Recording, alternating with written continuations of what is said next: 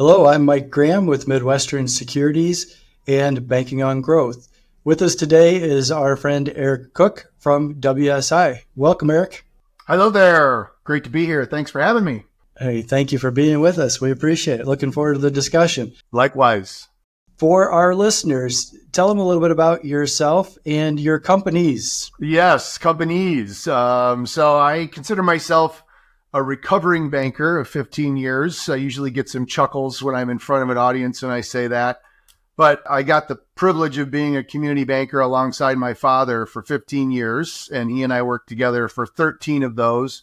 I'm also what was considered an accidental banker. I had no aspirations of going into banking, but I ended up there, and 15 years later, it was an awesome career. But I built my bank website for the very first time was Marshall Savings back in 1995 when we talked the bank into acquiring a computer with a modem and a copy of America Online.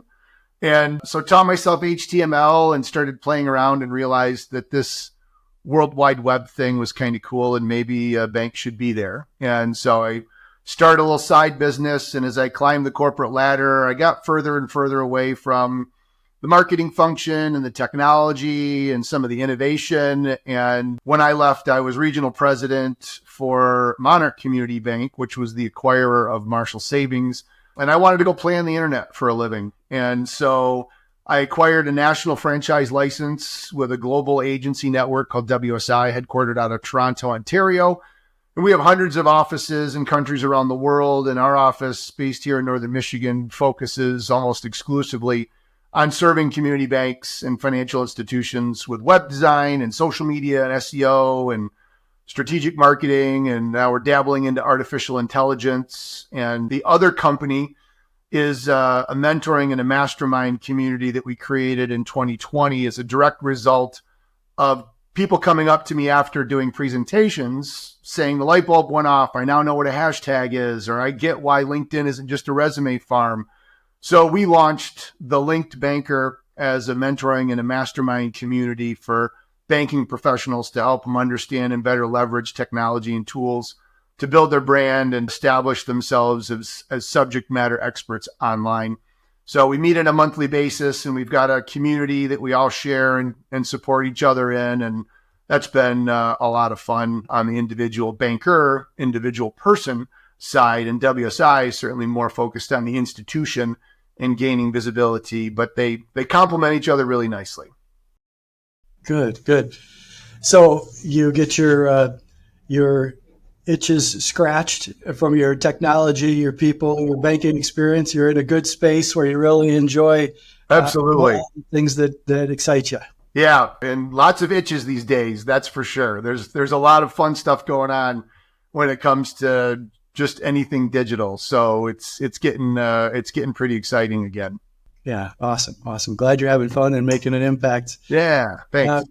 So if we looked forward next year, what do you think are the 2 to 3 biggest issues you see facing community banks and credit unions? Yeah, well, I think the need for access to and understanding of data is going to continue to be a huge item for institutions of all types. And I would even say businesses, to be honest. The challenge with a lot of institutions that we work with, typically it's the community-sized organizations. So $1 billion, $2 billion in assets and below is really our sweet spot. They're the ones that need the most help. And their marketing director is doing multiple things, sometimes having to help run a teller window at times, or doing stuff that they know that they should be paying attention to a lot of this, but it's just really difficult.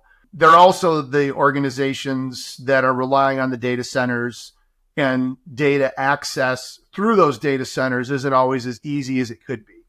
And so larger organizations are starting to look at things like data lakes and being able to have a central repository for data that's getting merged so you can do customer queries and look at things like profitability and account utilization. But in a smaller organization, that sometimes is a challenge. But I think it's really important to be having conversations with your cores and trying to figure out how you can potentially get access to that information, to measure it and to use it strategically. I think artificial intelligence, I know that that's the buzzword, and not everything is a problem waiting for AI to solve it. But I think leaning into AI and having some sort of an AI literacy program, familiarizing yourself with it, I think on the marketing side, that's a logical entry point for a lot of organizations, because there's a lot of power that we can bring to the organization using AI that doesn't necessarily require us to get access to PII and customer private, non-public information.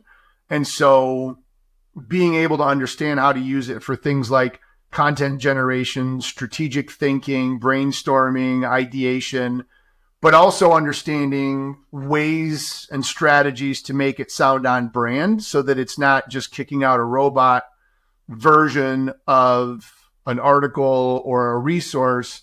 You need to make sure that human stays in the loop on that and that you modify it. Obviously, you're going to need compliance to look at those things and make sure that it's accurate and correct and not violating any sort of reg. But more importantly, injecting your personality into that content. So it still sounds like your institution. It still feels like it's coming from your community bank or your community credit union. But at the end of the day, looking for ways to operationalize that inside of your organization and make it part of your culture. And then I think probably the third item, and I'll stop at 3 because I could probably ramble, is making sure that others in the organization have an appreciation and an understanding of the value that marketing brings to the table, because it does have the ability to make a significant impact with having access to all the data, the campaign performance, and leading the charge in some of the more innovative ways.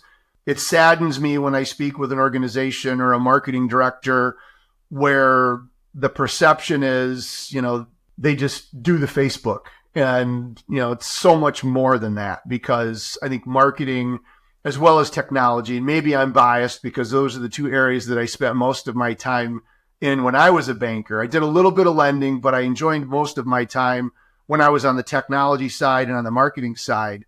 Those two areas and the impact they make in an institution, I think for some is undervalued. And I'd like to see that gain a little bit more importance and credibility inside of an organization, getting invited to board meetings, participating in ALCO, having access to your strategic plan. I think that is deserving and high time that is commonplace across all organizations. So those are my 3. I don't know if that sparked any thoughts on your end, but yeah, those are good, and they all, I'm sure, in your mind, they're all connected together really tightly. Absolutely. So let's dig into them a little bit, and let's get the crayons out for me, okay? So the understanding the data, strategically understanding the data. What are the outcomes? What are things that community financial institutions, right? They're multitasking. Leadership is involved in everything. Yep. Chief bottle washer. Why is this important? What are the outcomes that they can expect? Well, the saying is, if you're not measuring it, you're not managing it. And if you're not managing it, you're not measuring it, something along those lines. But I think the reason why data is so important is, one, it's available and it gives us the ability to track if we can know where it's at, to determine what works and what doesn't. Another quote that I often like to use in presentations, John Wanamaker, many, many moons ago, something along the lines of 50% of the money I spend on advertising doesn't work. I just don't know which 50% that is. And so with data now at our disposal, if a marketer is going to be doing advertising or promotion or whatnot, we can set up things inside of platforms and systems and analytics and tracking and ads to be able to know what is and what isn't working. So we can shift a lot faster than in the past, where it used to be we put up a billboard, it sits for 18 months, and whether it works or it doesn't, it's there and we can't change it. So now we can be more dynamic with our campaigns and our activities to help us know what is and what isn't working. A/B testing, personalized content, tracking links with QR codes and UTM parameters to be able to feed data into Google Analytics to see what is happening and where people are coming from. That marketing data is very important. One of the challenges that exists, and I mentioned sometimes getting customer data out of the core might be a little hard. We also struggle with the third-party platforms that community institutions use for online loan applications and deposit applications, because some of those don't support or even allow analytics. So somebody goes to a page, they click on a button to open up a mortgage, but then we don't really know as marketers, did that mortgage actually get opened? Where did it come from? Was it because I spent $5,000 in advertising this month, or did it just happen because a loan officer said, hey, go to my page and click the button to apply so you don't have to fill out a paper 1003? We're blind to a lot of that. And it's not because the loan department doesn't think that that's important. It's because the loan department is making a decision based off of what's best for the loan department as it relates to back-end processing and integration with other things that they need, like credit bureau and appraisals and workflows. But they don't think to check with the marketing department to determine how it allows for tracking and support of marketing campaigns. And so, having a bigger conversation and, again, getting invited to the table, it doesn't mean that marketing needs to determine what the loan department should be using for a loan app, but it's nice for the loan department to know what elements the marketing area would like to have access to. And then you can ask some questions of the vendor. And if they don't have that available now, is it on your roadmap? Is it something that we can bake into the agreement so that in 6 months we will have access to these sort of data insights so we can make better decisions? Because at the end of the day, if you're making better decisions that are resulting in more loans or more accounts, and you can tailor your advertising and your market and your message, then everybody wins, because the bank generates more accounts, the platform generates more loans, which typically they charge per application, and the marketing person is going to look like a rock star because you can validate of the $5 or however many thousands of dollars you're spending, what it's actually doing to produce business for the institution. And so that's just one idea from a data and its importance and some of the insights that you'll be able to glean. So we work with banks as small as 50 million in deposits. Yep. And you work with up to 2 billion. So our 50 million to a billion basically is the neighborhood that we're in. What percentage of banks that you see in this footprint? I know you're involved in the banker school. You've got lots of connections. How many people are really doing this and doing it well? It's increasing, I would say, but it's still by no means, and I don't know percentage wise in that size organization, 2 billion and under, maybe 20 to 30% of them. And that's just picking a number off the top of my head. We're working with a bank right now that's a $1 billion shop, very much a community bank, but they took the initiative and actually hired a data analyst who is now responsible for pulling information out of their core and figuring out ways to make it more usable, because it doesn't happen automatically. It's now happening with him automagically, if I were to invent a word. But they're also leaning into artificial intelligence, and they're leaning into creative ways of doing online research to support marketing initiatives. And meeting their CEO, it's obvious why that's the case, because it very much comes from the top down. And so I think the organization needs to understand why it's important, and I think of, and I'm going to be what many people have done and reference Jill Castile from Citizens of Edmond on a podcast. But, they're, I think, maybe still a one-office shop in Edmond, Oklahoma. They're probably maybe 300 million in assets. I don't think that they're much bigger than that. And they are very innovative, and they've deployed strategies and done things inside of their organization because Jill, the CEO, is a visionary, and she's personally involved in social media, and she's communicating through Twitter or X. I still call it Twitter, and LinkedIn, and available. And so, but I know that there's some CEOs that look at that like, there's no way I would give my cell phone out on Twitter for customers to call. But she does. And it's very much the expectation that she sets in the organization that then trickles down, that inspires others to be more innovative and a little bit outside of the box. So it doesn't have to be a ginormous organization by any stretch of the matter. I think it's just the vision and the priority that is set at the top to say, what do we want to be and what do we want to do? And then how do we figure out a way to do it? Those banks are winning, the ones that are intentional and investing in themselves. Absolutely. Absolutely. Versus the ones that are reactive. They are just trying to keep up. They're somebody from the paper is calling and asking, what ad do you want to run this month? Yeah. And the billboard people. And yep. These folks that you're explaining, these clients, these bankers, they're also doing wealth management. They're being aggressive, I'm sure, on all fronts. Yeah. At making sure that their financial institution is relevant in the next generation, and they are the acquirer, not the acquired in the next conversation. Yep. Absolutely. I couldn't have said it better.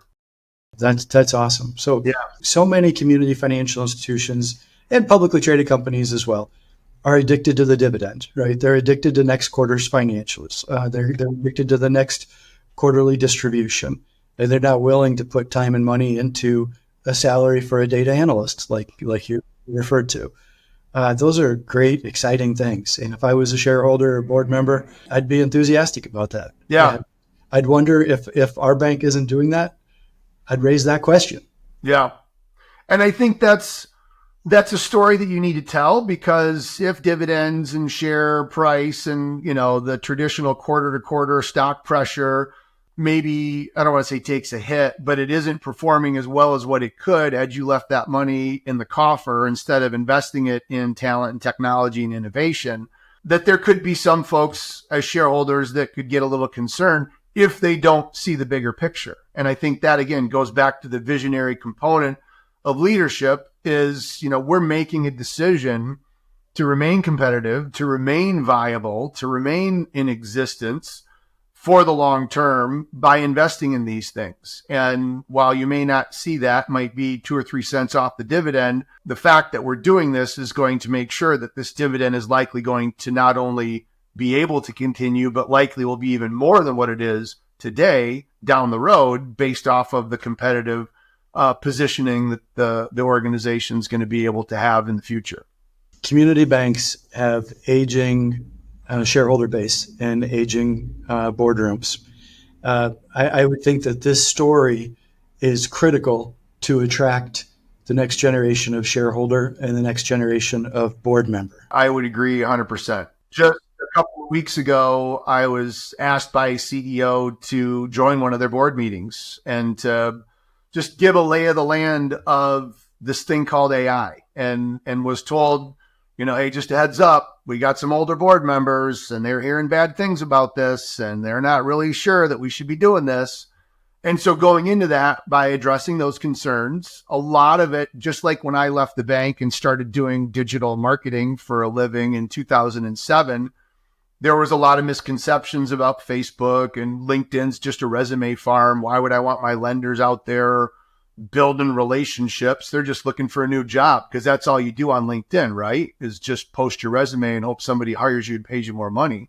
So we had to do a lot of training and education to say, no, that's not what happens. People want to bank with a banker, not just a bank. And this is a way for your team to demonstrate expertise and to network with new people. And it's more than just looking at the pictures of the grandkids on Facebook, that there's legitimate things that can produce business and reinforce a brand. That conversation was had, and now everybody is pretty much on board with what social media can do. Now we're having that conversation just at an order of magnitude much greater as it relates to AI, because it can do much more good, but also much more harm with the power of, synthetic content, whether it's video or audio or imagery, but making sure people start understanding what is and what isn't the case so that they can make the right decision because they're educated.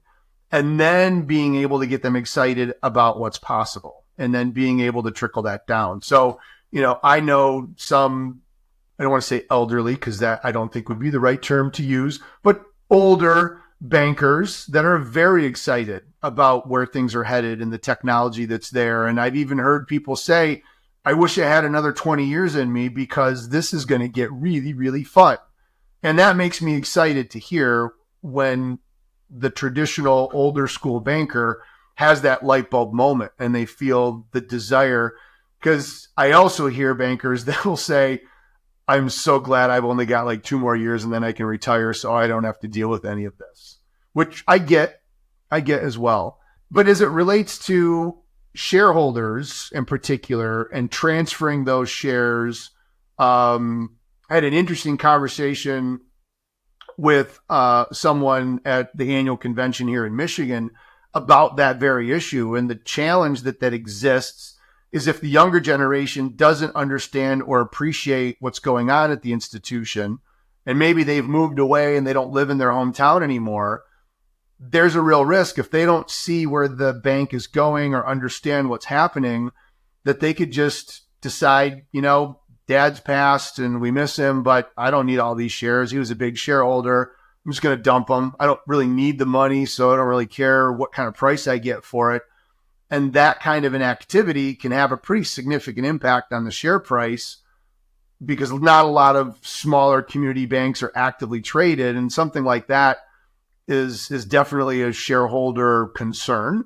And so how do you educate that next generation of not just customer, but shareholder in where the bank is going and the innovation and whatnot? So they want to maintain ownership and continue to experience what we certainly hope would be growth for their portfolio.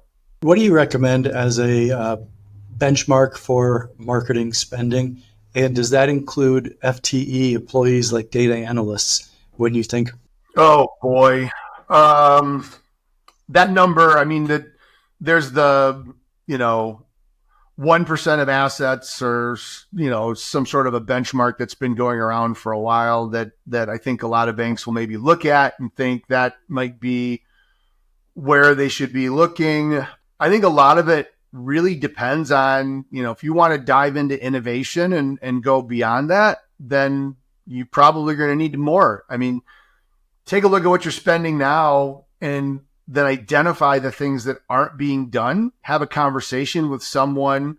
It doesn't have to be me. There's a lot of smart people out there that have their eye on what's going on with the future of banking and technology and digital transformation. But have a conversation and try to figure out what makes the right fit for your institution.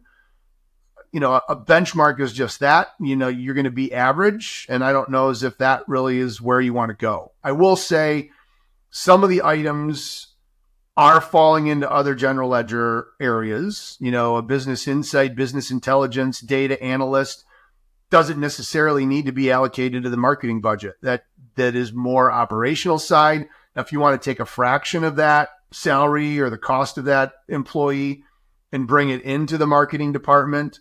But we're seeing for our banks, we'll build them a new website and we're putting an accessibility solution on the website to make sure that we can avoid things like demand letters and we maintain compliance under web content accessibility and ADA.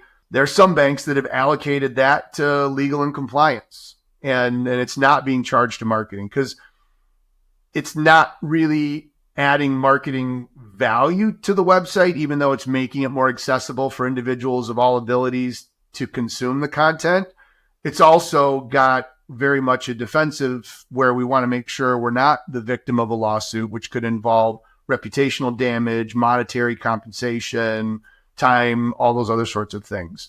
So figuring out where those costs ultimately need to live in the GL, I think is also a discussion that needs to be had. Yeah, good thoughts. Yeah. Tell us a little bit about the linked banker. I would love to. Thank you for asking. So, like I said, I had been doing presentations, and you mentioned the Graduate School of Banking in Madison, and I teach at a number of other schools, and I do a lot of conferences. I love teaching and speaking and talking about what I know and trying to inspire bankers to embrace that. And I would have bankers that would come up to me afterwards and they would, share thoughts and aha moments and thank you so much. And you validated this and I'm going to go back to the bank and crush it. And then I'd see them next year at the program, or I'd see them at another event, or I'd stumble upon their profile online and it'd be like post, maybe another post, and then nothing. And they just run out of steam. And I attended Social Media Marketing World out in San Diego, part of Social Media Examiner, one of my favorite conferences to go to because it doesn't have anything to do with banking. It gets me inspired outside of the world of banking. And when I go to events like that, I try to bankify what I learn to bring it back to say, well, how can this be applicable in the banking industry? Is there a compliance concern? Is there a technology? Is there a privacy concern? And I heard a speaker by the name of Pat Flynn talk about, the riches are in the niches. And if you want to really make an impact in the lives of your customers, figure out what you love more than anything, what gets you to jump out of bed in the morning, and double down on that. And we had been dabbling with some other companies as a digital agency, and they never really got me that fired up. And I said, at that moment, I'm going to double down and it's going to be banking or nothing. And I had the linked banker pop into my head while I was on the airplane flying home. I jumped on Wi-Fi. I registered the domain name. I did a mind map, had it all planned out. And then I sat on it for 3 years and I didn't do anything. And the pandemic arrived and my wife, lover, said, it would have been really cool if you had had, a community that all these bankers are now trying to figure out how to do digital that they could be a part of. And so I kind of took that as a yes, dear. And so we then finally got the Link Banker off the ground. And so we've got a private community that everybody is a part of. It's kind of like our own social media network.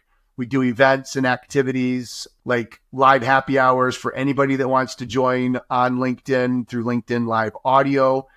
We do private mastermind sessions where we invite guests sometimes, or I'll share ideas and inspiration.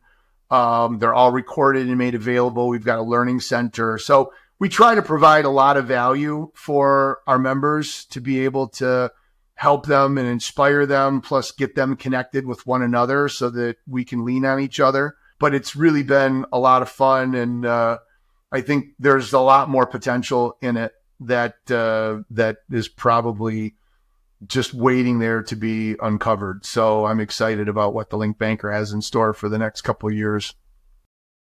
Sounds good. We need to follow up with you. We have a group of our financial advisors that is a similar social group. Yeah. Professional group, of course. But I'd like to talk with you and kind of compare notes of some ideas that you're doing there. That would love to. Yeah, absolutely. Yes.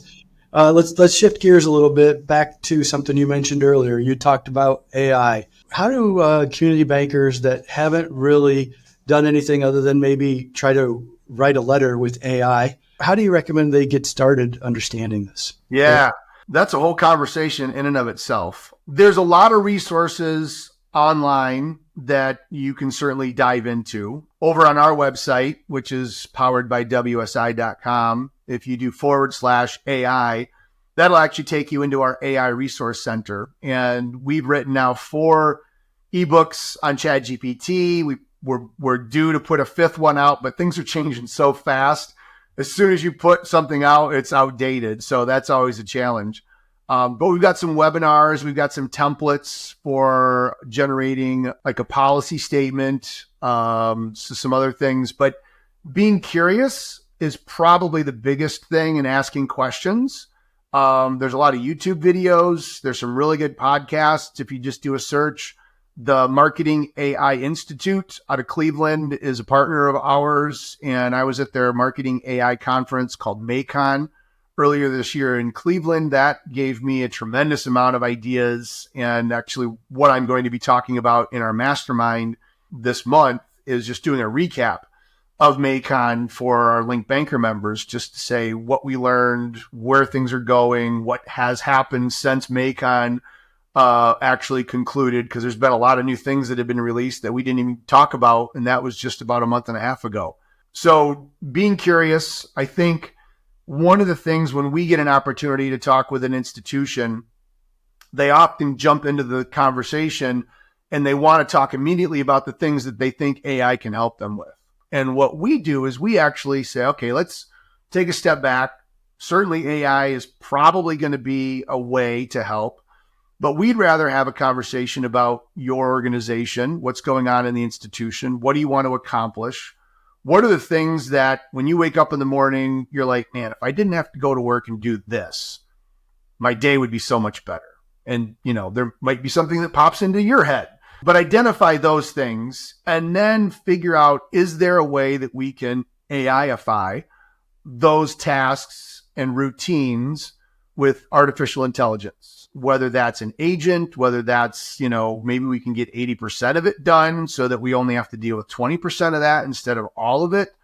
But thinking about the business problems and use cases first, so that when you develop AI, you're doing it because you want to save time, build efficiency, create more convenience, empower your employees, give yourself more time to be human with your customers and your members, not do it just because it's cool and you can generate a fun video or an interesting, picture using, ideogram. If image creation is a problem, then maybe that might be a solution. But there's probably deeper issues that are going on in your institution that you don't even know what you don't know.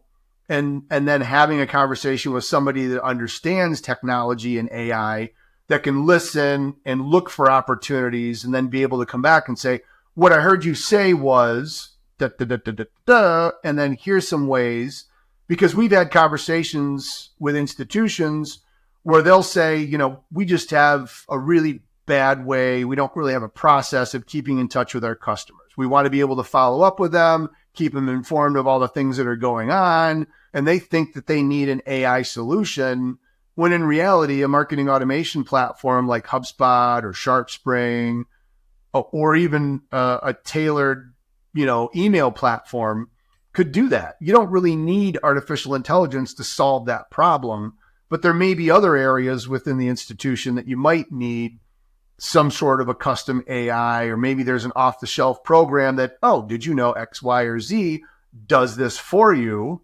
Whew, I had no idea. But really getting to think about what are the business use cases. And then, and if you listen to anything that Paul and Mike over at the Institute say, and what we talk about a lot, is AI literacy, that learning, that understanding.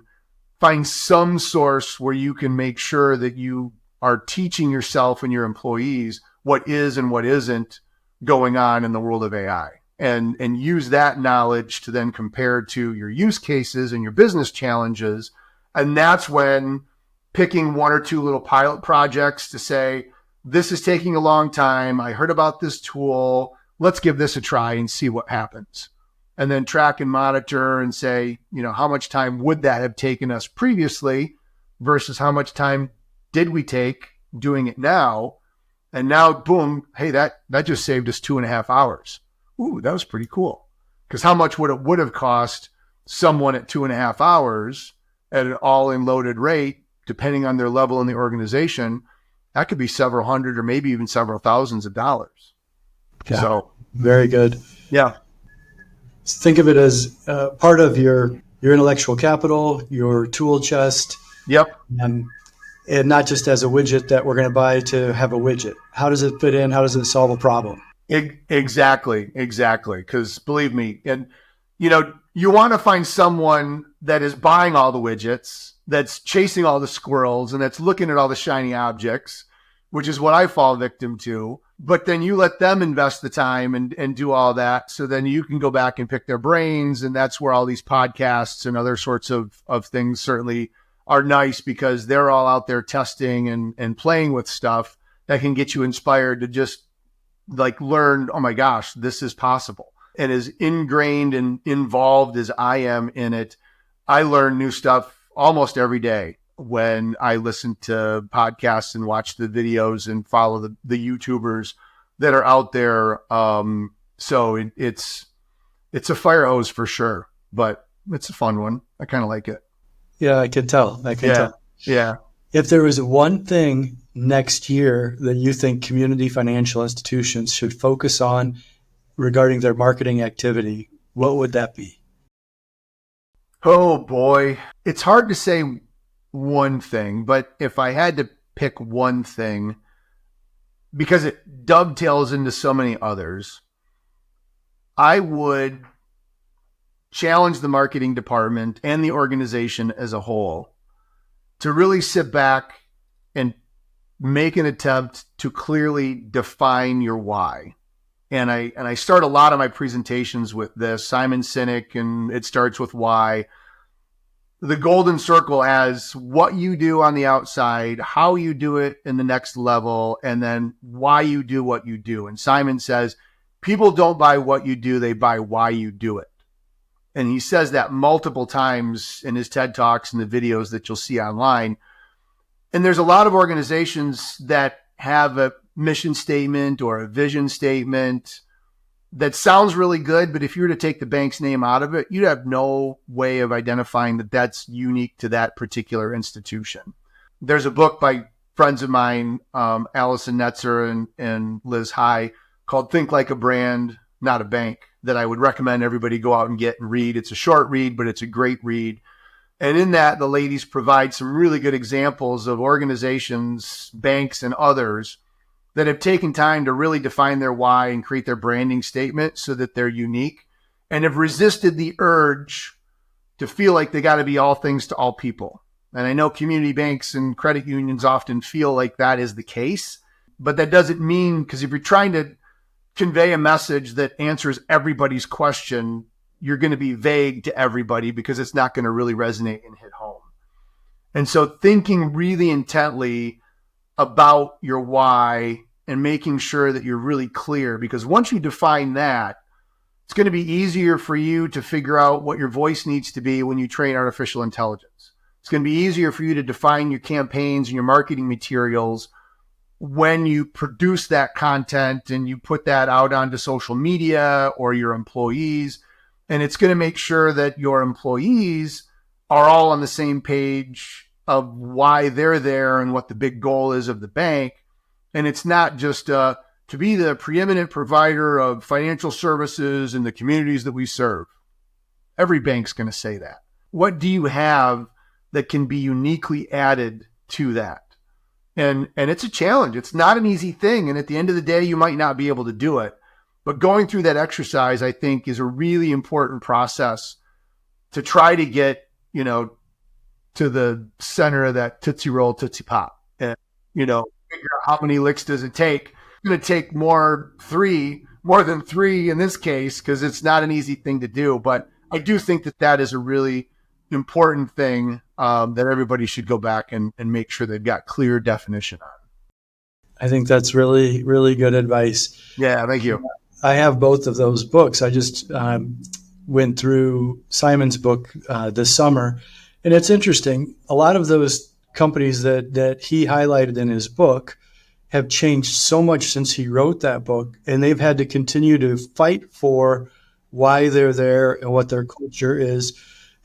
As recently as he used Harley Davidson as a brand example. People love the brand so much they get it tattooed on their arms, right? Absolutely. Yeah. But we've seen Harley in the news this summer with culture challenges within their institution, right? It's also interesting how much things have changed so quickly since he wrote that book. He talks about Bill Gates and Microsoft being a $60 billion company. Today, they're more like $3.2 trillion.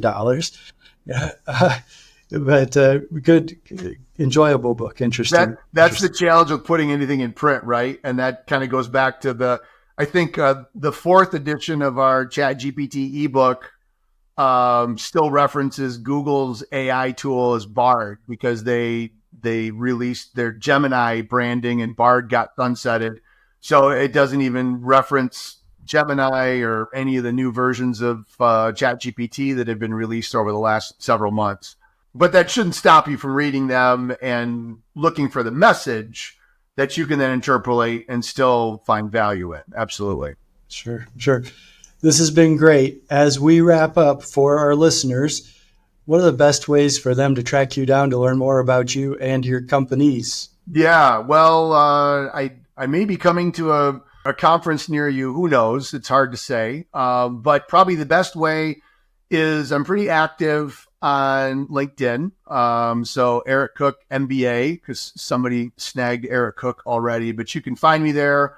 If you want to follow me, that's great. Or you want to click on the three dots and go to directly connect and just let me know that you heard me on this podcast, and I'd be happy to connect with you and add you to my network. Powered by WSI.com is our agency, where we talk about web development, social media, and artificial intelligence and all those fun things. And then thelinkedbanker.com is where you can find out information about our mentoring and mastermind community and how to build your professional, personal brand and become a subject matter expertise as a banking professional. So probably one of those three areas is the best, or roll up to Northern Michigan and bring a bike and we'll go for a bike ride. So that's your fourth option.